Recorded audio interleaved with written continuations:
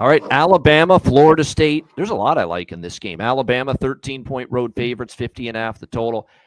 I'm drinking the Kool-Aid. I think it is a big-time bounce back. Second season for Kalen DeBoer at Alabama. I think they're going to really improve. Ty Simpson's the quarterback. I think it's more of a quarterback that fits Kalen DeBoer. Better arm than Jalen Milroe, who he takes over from.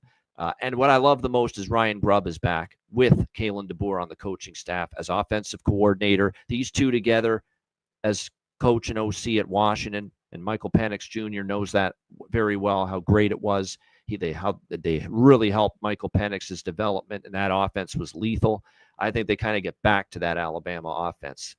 With Ty Simpson, I think he'll do well. And we know Florida State's defense just fell off the damn cliff last year. Horrible on the defensive side of the football was Florida State. So I think it's an opportunity for Alabama right away. Hit the ground running, score points, get this offense going. Grubb and DeBoer reunited.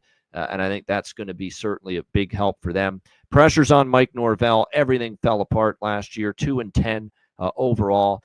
Scrambling now to make new coordinators, trying to save himself. I guess you can see one more bad season, and they might make a coaching change here at Florida State.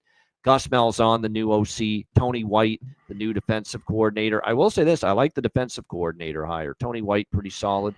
Malzahn's a solid hire too, but with him, you're talking about a guy now that's had some tough, run at UCF as a head coach, now trying to get back on track here in an OC role with Florida State. Looks like they're going to play a little bit brisk tempo. That's usually the way it is, but it'll be a run-oriented, run-first, spread, up-tempo offense for Florida State. That's always the way it's been with Gus Malzahn coordinating the offenses. What are we going to get at quarterback, too, from Florida State? Thomas Castellanos. Here we go for Florida State, transferring in from Boston College. Castellanos is a running quarterback, and that's good in the Malzahn system. He wants his quarterbacks to run quite often. But again, passing and accuracy still kind of comes and goes here for Castellanos, but he does have experience. So maybe he can do enough to chip in offensively, because I think the over's in play, 50.5. I expect big things out of the Alabama offense. Florida State will play with some pace. Castellanos may not be most accurate, but he fits Malzahn's system of offense well.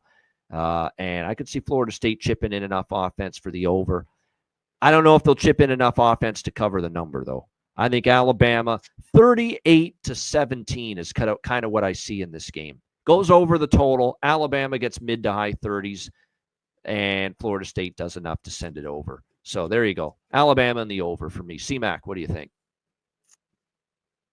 Yeah, I think Alabama takes care of business here, unless, one thing early, with Simpson maybe struggles or there's some turnovers, but I think, with the offense around him, make it work. Don't go too crazy and, take your shots. But Horton, of course, Williams, they have great wideouts. Miller's a solid running back. And the biggest thing is, like, Florida State, is this defense really improved? I mean, it's Florida State. I don't know. Like, I gotta see it. 2 eyes right here.